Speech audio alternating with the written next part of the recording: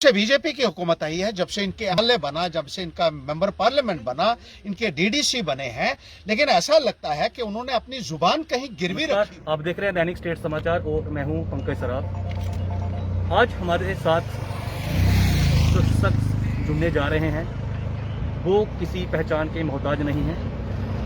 हम बात कर रहे हैं रामनगर के पूर्व विधायक हर्षदेव सिंह की, जिन्होंने 18 साल रामनगर विधानसभा क्षेत्र के लोगों की सेवा की, गांव-गांव में स्कूल खोले, सड़कें पहुंचाई। तो कोरोना काल के ऊपर ही बात करेंगे। हर्षदेव जी पिछले काफ़ी दिनों से गांव-गांव घूमकर उन लोगों की मदद कर रहे हैं जिन लोगों को राशन नहीं मिल पा रहा है, जो परिवार काफ़ी गरीब है और उनके पास जो माली हालत जो है उनकी वो ठीक नहीं है, उन तक वो पहुंचकर उनको सूखा राशन वितरित कर रहे हैं। बात करेंगे हर्षदेव सिंह जी से और उनसे ही जानेंगे कि वो कितने दिन से जो है गांव में घूमकर लोगों को राशन दे रहे हैं और आगे जो है वो किस तरह की सेवा जो है जनता की करेंगे। सर, आपका दैनिक स्टेट समाचार में जुड़ने के लिए बहुत बहुत धन्यवाद। सर, आप कोरोना काल के चलते किस तरह से लोगों की जो है मदद कर रहे हैं? देखिए, कोरोना के दौरान सबसे ज़्यादा परेशानी लोगों को आ रही है कि वो अपने घरों से बाहर नहीं निकल पा रहे हैं, जिसकी वजह से वो जो रोज़मर्रा की ज़िंदगी के काम करते थे, अपनी दिहाड़ी लगाते थे और अपना पालन पोषण करते थे, अपने परिवार का जो है वो पेट पालते थे, उसमें उनको बहुत ज़्यादा दिक्कत आ रही है। क्योंकि ज़्यादातर लोग जो हैं वो रोज़ कमाते थे और खाने के लिए, और चूंकि उनका काम धंधा जो है वो बंद हो चुका है और कहीं भी लेबर फोर्स को जो है वो बाहर नहीं जा पा रहे हैं काम पे, इसकी वजह से उनके परिवारों के ऊपर एक बहुत बड़ी मुसीबत आन पड़ी है इस दौर में। और 2 वक्त की रोज़ी जो है वो भी मुश्किल हो गई। जो उनके पास कुछ बचा हुआ था, जो भी सेविंग्स उनकी थी, वो भी इस्तेमाल हो चुकी है और पूरी तरीके से वो जो है वो निर्भर हो चुके हैं सरकार के ऊपर या समाज की तरफ देख रहे हैं कि कोई ना कोई इमदाद जो है ऐसे वक्त में उनको मिले, लेकिन सरकार भी उनकी वो मदद नहीं कर पा रही है। इसके लिए जो है वो ये ज़रूरी हो जाता है कि हम सब मिलकर ऐसे ज़रूरतमंद लोगों की जो है वो सेवा कर सकें, उनकी सहायता कर सकें, और यही देखकर जो है हम राशन और रिलीफ जो हमसे बन पड़ता है अपनी तरफ से मुहैया कर रहे हैं, अपने पार्टी की तरफ से मुहैया कर रहे हैं और उन लोगों तक पहुंचा रहे हैं जिनको ज़रूरत है और जिनके परिवार को इस वक्त जो है वो बहुत सहायता की ज़रूरत है और जो मुसीबत ज़दा है आज की तारीख में। तो इसी कड़ी में हम गाँव-गाँव में जा रहे हैं और जहाँ देख रहे हैं कि ज़्यादा गरीब लोग हैं, जो है जो मार्जिनलाइज सेक्शंस हैं, दबे कुचले लोग हैं, जो परेशान हैं, ज़रूरत है जिनको, उन तक हम पहुंच रहे हैं और अपनी सहायता, अपनी तरफ से जो कुछ मुमकिन हो सकता है वो सहायता उनको पहुंचाने की कोशिश कर रहे हैं। सर, हाल ही में जम्मू संभाग में 15 जो है ऑक्सीजन प्लांट जो है दिए गए हैं, लेकिन उनमें रामनगर विधानसभा क्षेत्र के अगर बात करें, मजालता, रामनगर और बसंतगढ़ का कहीं भी नाम नहीं है। इसके लिए आप किसको जिम्मेदार ठहराएंगे? देखिए, रामनगर में तो मैं ये कहूँगा कि पिछले 6-7 वर्षों में जिस तरीके से अनदेखी हुई है और जो मूलभूत सुविधाएं हैं उनसे भी लोगों को वंचित किया गया है।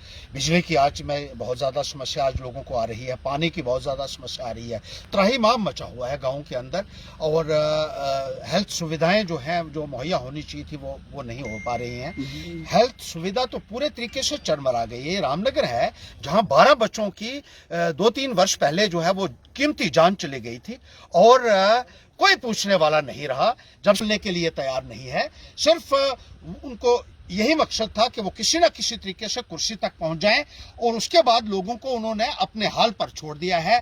लोगों को स्वास्थ्य संबंधी सुविधाओं से वंचित किया हुआ है। रामनगर के अंदर बहुत सारे हेल्थ सेंटर्स जो हैं बंद हो चुके हैं और वहां कोई भी मेडिकल असिस्टेंट या डॉक्टर या कोई भी कर्मचारी जो है वो काम करने के लिए मौजूद नहीं है। मैंने पहले भी कहा था कि खनेड़ का जो डिस्पेंसरी है, मैंने उसके बारे में गवर्नर महोदय को भी एक ज्ञापन दिया था और उन्होंने वो health and medical education department के जो अधिकारीगण हैं उनको भेजा था, लेकिन वो भी ये देखते हैं कि आज रामनगर में तो कोई वली वारिस ही नहीं रहा है और कोई नुमाइंदगी ही नहीं रही है। जब से बीजेपी की सरकार आई है तब से health and medical education department जो है वो लोग भी जो है वो खुलेआम नाच रहे हैं। उनको पता है, उनको पूछने वाला कोई नहीं रहा है रामनगर के अंदर। और ये लोग जो हैं, ये जो बने हुए थे, ये तो बेकार लोग हैं, मैं कहूंगा कि किसी काम के नहीं है, पूरी तरीके से अपनी जिम्मेदारियों को अदा करने में असफल हुए हैं। और हेल्थ डिपार्टमेंट के लोग भी जानते हैं, इसलिए रामनगर की अनदेखी बदस्तूर जारी है। बहुत सारे सेंटर्स बंद हो चुके हैं, जैसे मैंने कहा खनेड़ की डिस्पेंसरी बंद हो चुकी है, गढ़ सामनाबंज की डिस्पेंसरी पिछले दिनों वो भी बंद हो गई।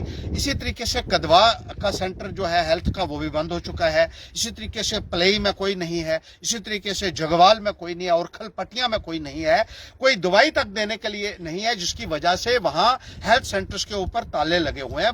और इसी तरीके से मजालता जो ब्लॉक है या रामनगर ब्लॉक है, कहीं भी जो अगर खुला हुआ है वहां कहीं भी स्टाफ पूरा नहीं है।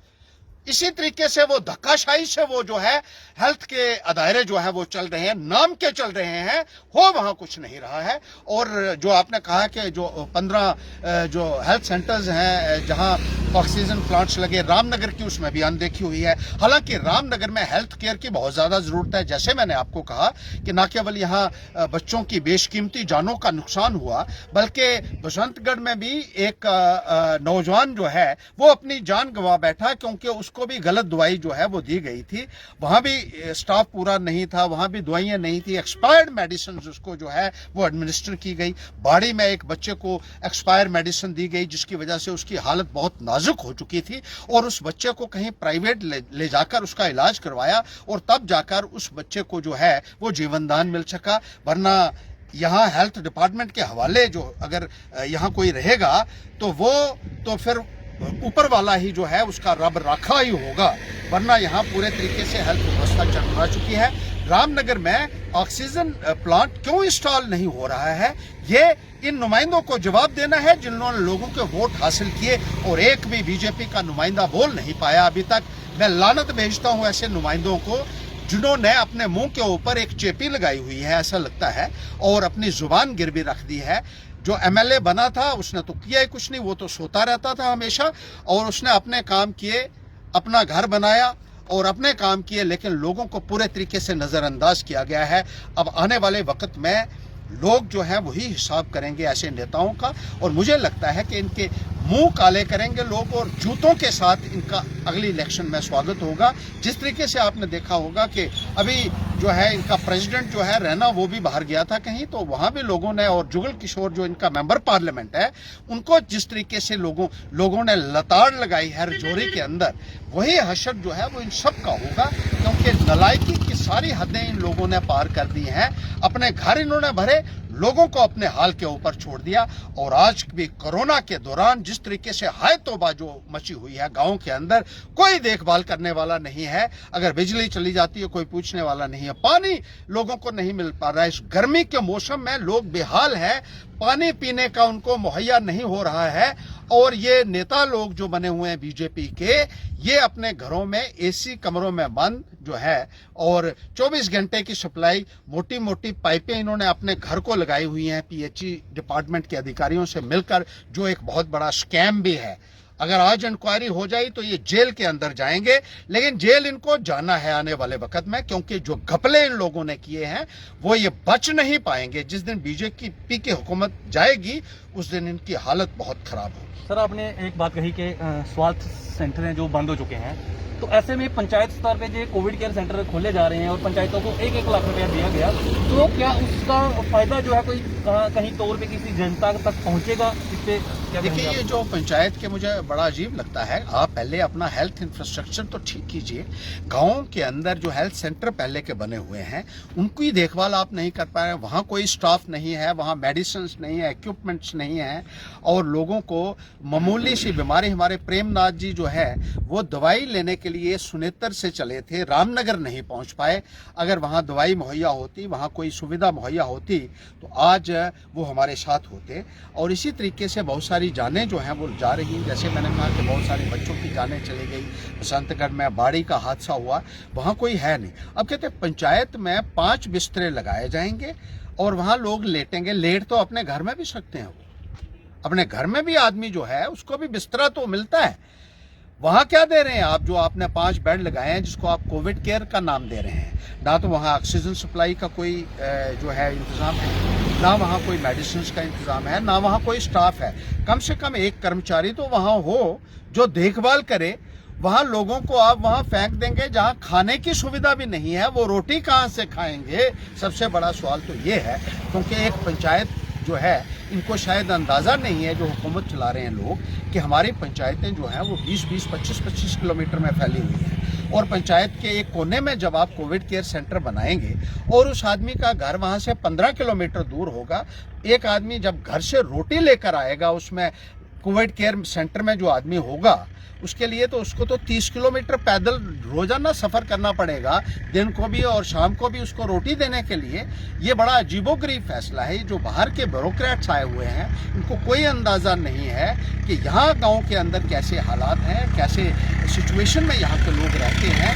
वो लोग जो है वो सोचते हैं कि जैसे हालात में वो हैं शायद वैसा ही यहाँ होगा, लेकिन हकीकत से वो रूबरू अभी नहीं हुए हैं और उनको कोई अंदाज़ा नहीं है गाँव की ज़िंदगी का, जो हम अक्सर कहते हैं। इसीलिए गांव जो है वो इग्नोर हो रहे हैं, गांव में कुछ बन नहीं पा रहा है। और इस हुकूमत में जिस तरीके से गांव की अनदेखी हो रही है, गरीब की अनदेखी हो रही है, मजदूर की अनदेखी हो रही है, किसान की अनदेखी हो रही है, उसके लिए इस सरकार को आने वाले वक्त में इन लोगों को जवाब देना होगा।